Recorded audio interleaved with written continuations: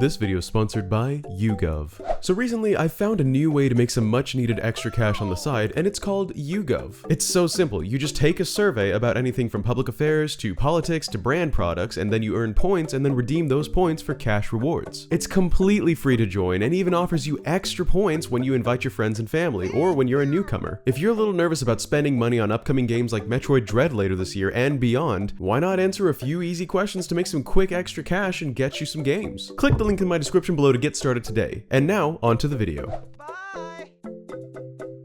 Hi everyone, Bandit here. E3 has come and E3 has gone. That's how time works. As everyone was able to see, the real show stealer came on the last day of the conference, when Nintendo took the virtual stage. But let's face it, the standard wasn't very high by the time Tuesday came around. Nintendo could probably have won the show with half of the reveals that they did. On that note though, since most of their big games either didn't get release dates or aren't slated to release until 2022, Breath of the Wild 2, one might be wondering what's left for fans of the gaming company in 2021. Is there hope for using your Nintendo Switch console for anything other than a spare plate when your other dishes are dirty? I'm here to say yes, there is. Here's my list of the 5 Switch games I will definitely be getting in this last half of 2021. And remember, if you agree with the list or just feel like being nice, drop a like below to get this video spread around on YouTube, and make sure you're subscribed to stick around for all the Nintendo stuff to come. First up, and right around the corner, is The Legend of Zelda Skyward Sword HD. Most fans of the franchise know this game was announced by now, but surprise, it's coming out in 16 days. The upside to picking this game up is that it's one of the most criminally underrated and undersold flagship Zelda games of all time. More than worthy of being enjoyed by the literal millions of brand new Zelda fans that were introduced to the series after Breath of the Wild's release. The downside is that it is a 10-year-old game that Nintendo just spruced up a bit, but yet is re-releasing at full price. This is no doubt understandably enough to discourage some fans from picking up the HD remaster. However, if you haven't gotten to play this game before, and if you're in the financial situation to be able to afford it, of course, I highly recommend picking it up and enjoying it in crisp, full HD, with the motion controls that everybody loved completely optional this time around. I know I will be. Second, there's a new WarioWare coming in September. Unfortunately for us, WarioWare Get It Together's price tag is only $50. If you've never gotten to enjoy a WarioWare game before, allow me to summarize how it feels to play one.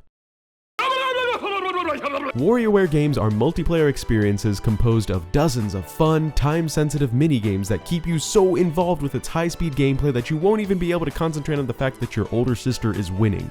Not that that ever happened to me, of course. With Get It Together delivering over 200 mini-games and being capable of handling up to 4 players for those party nights and costing a bit less than the other full-priced games on this list, I'll definitely be picking this one up come September 10th. My sister isn't invited. Third, and possibly the most impactful of this entire list, is Metroid Dread, releasing on October 8th. Guys, I don't normally like telling people what to do with their money, but if I had to only choose one of these games out of this entire list, I would choose Metroid. Yes, even over Skyward Sword HD. This game is a huge deal from every angle, both in regards to the lore of the franchise and the fact that in regards to gameplay, it's a new side-scrolling sci-fi action-adventure game. I mean, what's not to love? The game's price is $60, but I don't mind this because it's a brand new, beautiful, full video game experience that in my opinion deserves a full video game price tag. Metroid games have also historically not sold super well in the past, at least in comparison to Nintendo's other franchises, so I have high hopes for this one. I won't be sleeping on it, and I suggest you don't either. Fourth, and also in the month of October, and unfortunately also for a price of $60, is the next Mario Party. Super Mario Party Superstars is set to release on the 29th of October, and what's really special about this one is that it's not new content. It's old content actually, but remade from the ground up with new visuals, sound effects, and controls for the modern Nintendo Switch console. If you're like me and you grew up with the original Mario Party games on the Nintendo 64 and GameCube, or if you've never played those titles, then either way, this should already be pulling at your heartstrings. Especially if you were kinda disappointed with Super Mario Party, as a lot of fans were. Super Mario Party Superstars is going to have the best maps, mini-games, and even alternate game modes from the best Mario Party games of the past 23 years. What's not to like? Well, I'll tell you what's not to like. It's the full price tag for old content that's already been made. But at least this one is old content that's been remade from the ground up with modern technology in mind, so there's that. Whether I'm hosting a game night with friends, not including my sister, or flying solo, I'm sure I'll be getting my money's worth out of this one. Last on this list is Pokemon Brilliant Diamond and Shining Pearl, releasing on November 19th. Now this selection of mine is bound to be a bit more controversial. Many fans of the franchise are actually really frustrated with this remake. I mean, just have a look at any comment section on any video related to these games. From what I can tell, it's mostly because it's a lackluster remake visually speaking, although there are more reasons than just that. However, I'm gonna let you in on a little secret about me. My first Pokemon game was Pokemon Go. Yep, I have somehow stayed out of the Pokemon scene for essentially my entire life. I guess there just wasn't enough room next to the holy trinity of Zelda, Mario, and Halo. So to me, this one is less about its visuals or quality of life improvements or changes from the original version, and more about just playing Diamond and Pearl for the first time. And if that's your story as well, chances are you'll have the same reasoning that I do. Since either of these games would cost me $60 a piece though, I'm only gonna choose one of them. Let me know which one I should pick in the comments below. And there you have it, my list of the 5 games I will definitely be picking up on the Nintendo Switch before 2022. Did you agree, disagree, have other games I should have included? Let me know your list in the comments below and click that like button on the way down there, thank you very much. If you like discussions and theories about these popular game franchises, check out all the other cool stuff I do on the channel, and also let me know if there's a game you'd like me to cover next. Thank you so much for watching, and big thanks of course to my Bandit crew. As always, I hope you have a wonderful rest of your day. This is Mass Nintendo Bandit signing out and looking forward to seeing you in the next one.